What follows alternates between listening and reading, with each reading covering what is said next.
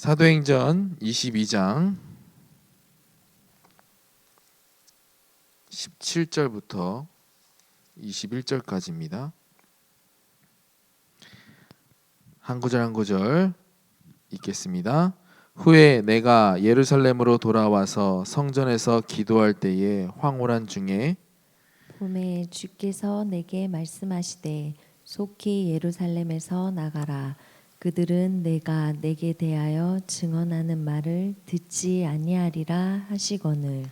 내가 말하기를 주님 내가 주를 믿는 사람들을 가두고 또 각 회당에서 때리고 또 주의 증인 스데반이 피를 흘릴 때에 내가 곁에 서서 찬성하고 그 죽이는 사람들의 옷을 지킨 줄 그들도 아나이다. 함께 읽겠습니다. 나더러 또 이르시되 떠나가라 내가 너를 멀리 이방인에게로 보내리라 하셨느니라. 아멘.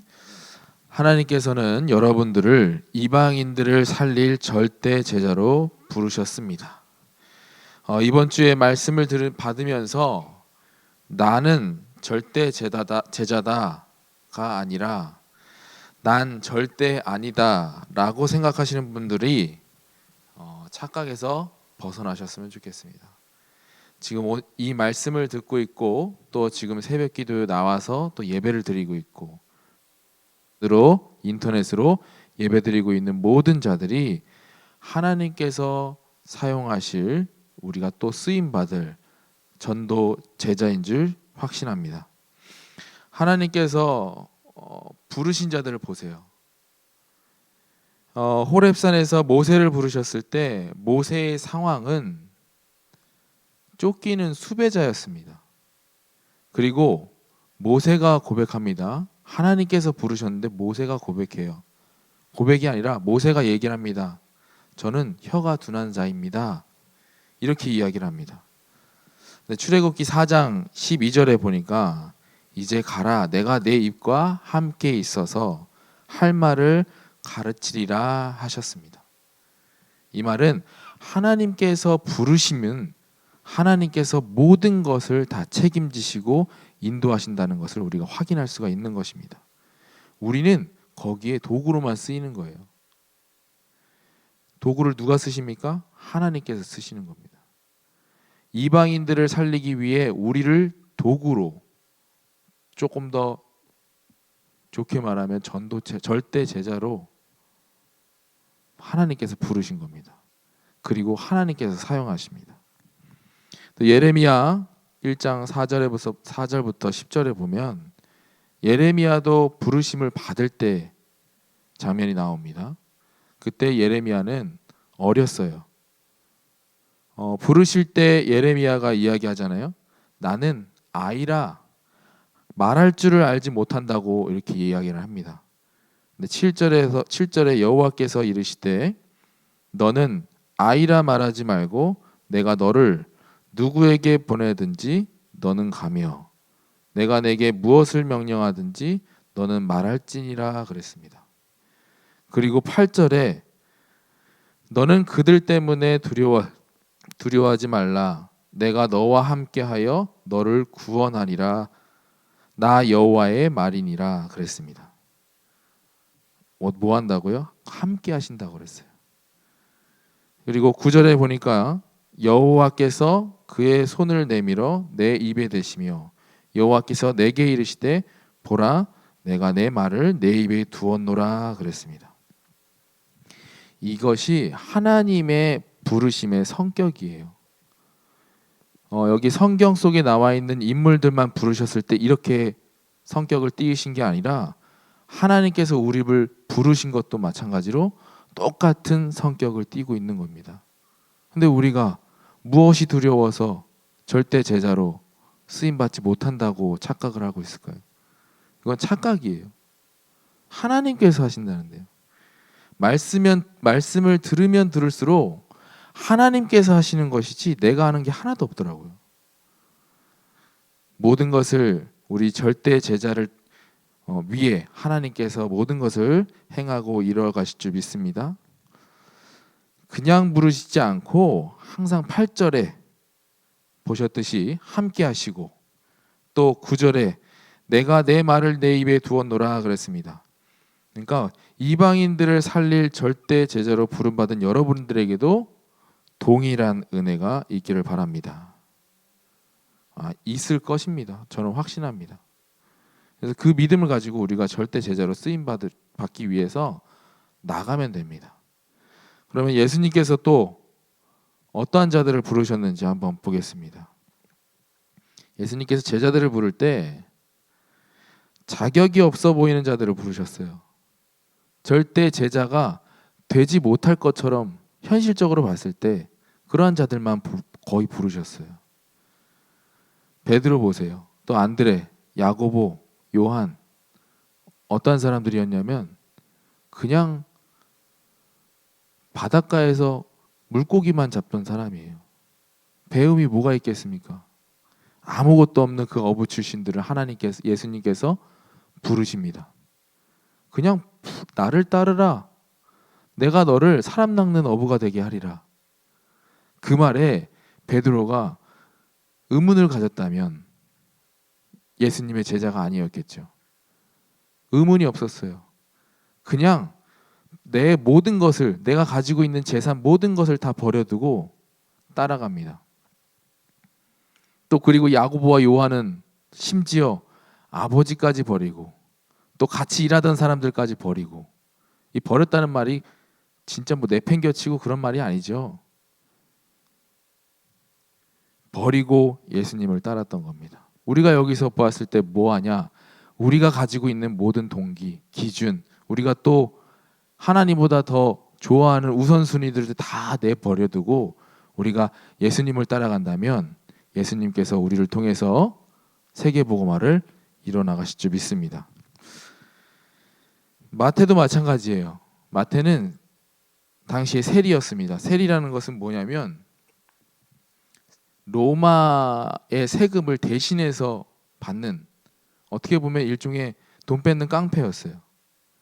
현실에서 조금 더 가깝게 얘기하면은 보이스피싱 하는 사람이랑 마찬가지입니다. 그러니까 많은 사람들한테 욕먹은 사람이에요. 근데 예수님께서는 이러한 자를 부르셨어요. 아니, 사람들한테 가서 복음을 전해야 될 사람인데 보이스피싱 하는 사람을 불렀다면 말이 되나요? 안 되죠. 그러나 예수님께서는 이러한 자들을 부르셨습니까? 대부분 예수님께서 부르신 것과 또 하나님께서 부르신 사람들이 어떻습니까? 쓰임받기 굉장히 부족한 사람들처럼 보입니다. 그런데 마가복음 3장 13절부터 15절에 보면 이러한 자들을 불러 똑같이 불러서 함께 있게 하시고 또 보내사 전도도 하며, 그러면서 15절에 보니까 귀신을 내쫓는 권능도 가지게 하려 하심이로라 그랬습니다. 중간에 또 14절에 보니까 함께 있게 하시고 또 보내사 전도도 하며, 15절에는 귀신을 내쫓는 권능도 가지게 하려 하심이다 그랬습니다. 이렇게 전도자에게 능력으로 함께 하시는 겁니다. 우리 또한 지금 당장 내가 전도자의 삶으로, 내가 절대 제자의 길로 걸어간다고 결심하는 그 순간 하나님께서는 모든 능력을 더하시고 또 우리의 가는 발걸음마다 함께 하실 줄 믿습니다. 그러면 꼭 부족한 사람들만 하나님께서 쓰셨을까요? 그런 말이 아니죠. 바울은 로마 시민권자입니다. 또 가말리알의 문화에서 교육을 받았습니다. 부족함이 전혀 없었어요. 그죠? 근데 빌립보서 3장 8절에 보니까 바울이 고백합니다. 또한 모든 것을 해로 여김은 내 주 예수 그리스도를 아는 지식이 가장 고상하기 때문이라. 내가 그를 위하여 모든 것을 잃어버리고 배설물로 여긴다 그랬습니다. 이 말은 하나님께서 어떠한 자를 쓰시냐? 부족한 자를 보통 쓰시지만 바울처럼 다 가졌다 생각하지만 하나님 앞에서는 누구나 하나님 앞에서는 부족하고 연약한 존재인 겁니다. 이것을 인정하는 바울이 하나님께 쓰임 받은 거예요. 세상이 부러워하는 부와 명예를 가졌다고 해도 하나님 앞에서는 절대적으로 부족한 존재가 우리 인간입니다. 이것을 인정하고 능력을 구할 때 하나님께서는 그러한 자들의 부족함과 연약함을 채워주시고 더 큰 능력으로 함께 하시고 또 생명운동의 절대 제자로 사용하실 줄 확신합니다. 시대마다 이러한 자들을 절대 제자로 세우시고 또 이들을 통해서 많은 자들을 살리셨습니다. 성경 속에 많은 시대마다 하나님께서 이러한 자들을 통해서 살리신 거예요. 지금 이 시대는 어떠한 시대냐? 복음을 싫어하는 시대예요. 현장에 나가보면요, 아무 그런 이유도 없는데 싫어하는 사람들도 굉장히 많아요. 뭐 교회를 가서 상처받은 것도 아니에요. 참 신기하죠. 타인을 통해서 좀 들었다. 아, 교회 이렇더라. 뉴스에서 보니까 교회 이렇더라. 직접 눈으로 확인하지 않고, 보통 그런 성격 아니잖아요. 사람들이 다 눈으로 직접 확인하고 아 그렇구나 이렇게 판단하지, 누가 타인한테 듣고선 그걸 어떻게 판단을 해요. 근데 그렇게 타인한테 듣고선 판단하고 선입견을 가져버린다니까요. 이게 누구의 역사냐면 사단의 역사라고 봅니다. 제가 저번에도 말씀드렸다시피 많은 사람들이 이순신하고 세종대왕 못 봤는데 다 알아요. 누구냐고 물어보면 다 이야기합니다. 너 진짜 그 사람이 있었다고 확신하냐? 다 확신한대요. 근데 예수님은 몰라요. 못 믿겠대요. 하나님 못 믿겠대요. 성경 속에 기록되어 있는 그 하나님의 말씀을 못 믿겠대요. 누구의 역사입니까? 사단의 역사죠.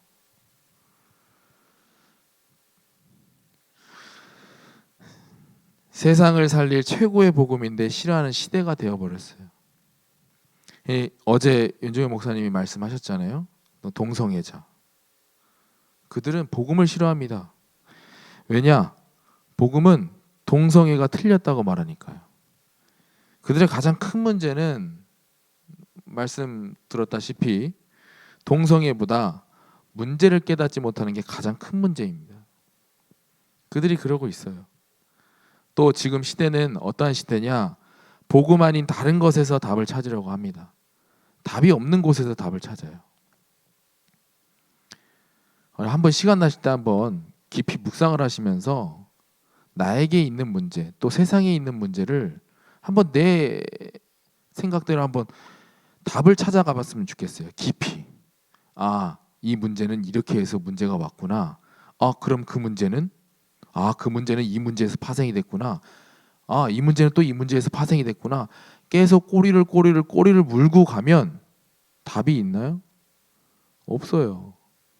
절대적으로 인간의 힘으로는 절대 해결할 수 없는 문제들에 부딪히게 됩니다. 너무 꼬여 있어요. 막 복잡해요. 나라 문제, 서로 간의 대립과 갈등 문제 해결할 수 없어요. 오직 예수 그리스도만이 유일한 해답이 되신 줄 확신합니다. 하나님께서는 이 시대를 살리기 위해서 우리를 부르셨습니다. 정말 이 복음을 알아들은 중직자 한 사람이 세워지면 교회가 살아날 줄 확신합니다. 교회가 살아나면 지역이 살아나요. 지역이 살아나면 나라가 살게 됩니다. 나라가 살면 전 세계까지 살릴 수 있는 거예요. 이러한 또 중직자 한 사람이 세워지면 렘넌트는 보고 따라오게 됩니다. 아이들은 말로 배우지 않고 어른들의 뒷모습을 보고 자신을 만들어갑니다. 제가 저희 와이프한테 장난을 친다고 발을 올렸어요. 태권도 한다고. 근데 그거를 딱 한 번 보더니 딱 계속 따라하는 거예요. 저는 제 아들이 보고 있는 줄도 몰랐어요. 근데 항상 즐거운 것에 이렇게 같이 합리화해서 같이 웃으려고 해요. 뭔지도 모르면서 웃으려고 하거든요. 근데 한 번 발을 올렸는데 그걸 보고 계속 따라하는 거예요. 제가 왜 이 말을 하냐? 어른들의 모습을 보고 따라간다는 거예요. 아니, 어른들이 만들어 놓은 그 잘못된 것을 랩런트들이 따라갈 수가 있다니까요.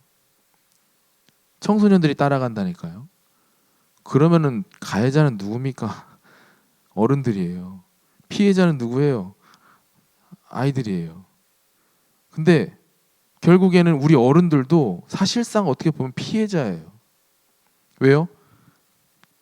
그 어른들의 어른들이 또 그렇게 만든 문화 가운데, 틀린 문화 가운데 우리가 살아갔잖아요. 그렇게 가해자 찾다 보면 어디로 가냐?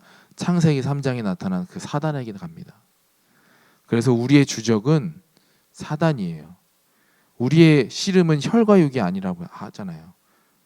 사단입니다. 속지 마시고 매일매일 망대를 세워서 승리하시는 여러분들 되시기를 바랍니다.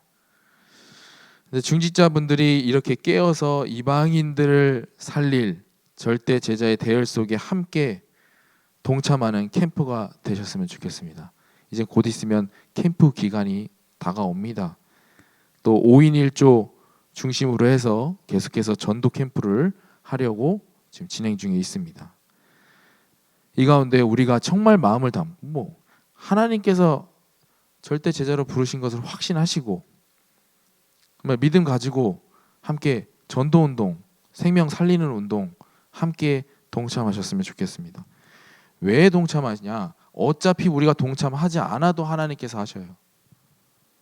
그렇잖아요. 세계복음화는 하나님의 절대 계획인데 절대 계획이에요. 당연히 이루어지는 거란 말이에요. 근데 왜 우리가 함께 하기를 원하시냐? 그 축복의 대열 속에 들어오기를 원하시는 거예요. 어차피 하나님께서 하셔요. 함께 우리 캠프를 위해서 기도하면서 준비하셨으면 좋겠습니다. 방금 전에도 말씀드렸다시피 하나님께서 왜 동참하기를 원하시냐면 우리를 축복의 대열 속에 있게 하시기를 원하시는 거예요. 그렇죠? 그래서 우리는 항상 무엇을 가슴에 품어야 되냐? 이방인의 뜰, 또 치유의 뜰, 아이들의 뜰을 가슴에 우리가 품어야 됩니다. 이것은 예수님께서 부활하신 후 마지막으로 지상 명령하신 거기 때문입니다. 우리에게 마지막으로 제자들만 불러놓고 얘기를 하셨다니까요. 마태복음 28장 16절부터 20절에 보니까 모든 민족을 제자로 삼으라고 그랬어요. 뭡니까? 이방인의 뜰이에요. 또 마가복음 16장 15절부터 20절에 보니까 거기에 또 나옵니다. 여기도 온 천하에 다니며 만민에게 복음을 전파하라 그랬어요. 그리고 또 자세하게 마태복음과 조금 다르게 어떻게 나왔냐? 그리고 귀신을 쫓아내며 병든 사람에게 손을 얹은즉 나으리라 되어 있어요. 이게 누구한테 하는 말이에요? 제자들한테 주는 그 권능이다 이거예요. 너네들이 병든 자를 손을 얹으면 믿음 가지고 손을 얹으면 낫는다는 얘기예요. 이게 정말 믿음만큼 되어진다니까요. 여러분들에게 이러한 능력과 함께 하시기 위해서 여러분들을 절대 제자로 불러주시니 믿습니다. 이게 치유의 뜰을 얘기하는 거예요. 그리고 또 요한복음의 마지막 장에 보세요. 21장 15절부터 18절에 보니까 예수님께서 베드로에게 계속 물어봅니다. 네가 나를 사랑하느냐? 내가 사랑합니다. 네가 날 사랑하면 네 어린 양을 먹여라 그래요. 근데 이거를 한 번만 얘기한 게 아니라 3번이나 반복합니다. 3번이나 반복한 이유는 그만큼 중요하기 때문이에요. 여러분들도 자녀들에게 정말 중요하고 신신당부하려면 한 번에 얘기 안 하잖아요. 여러 번 얘기하잖아요. 예수님도 마찬가지로 가장 중요한 그 아이들이 가장 중요하기 때문에 3번이나 반복해서 얘기한 거예요. 이게 무슨 뜰을 얘기하는 겁니까? 아이들의 뜰입니다. 우리가 이 3뜰을 항상 마음에 품으셔야 돼요. 근데 우리가 이렇게 또 세 개를 나눠서 보자니 좀 헷갈릴 수도 있어요.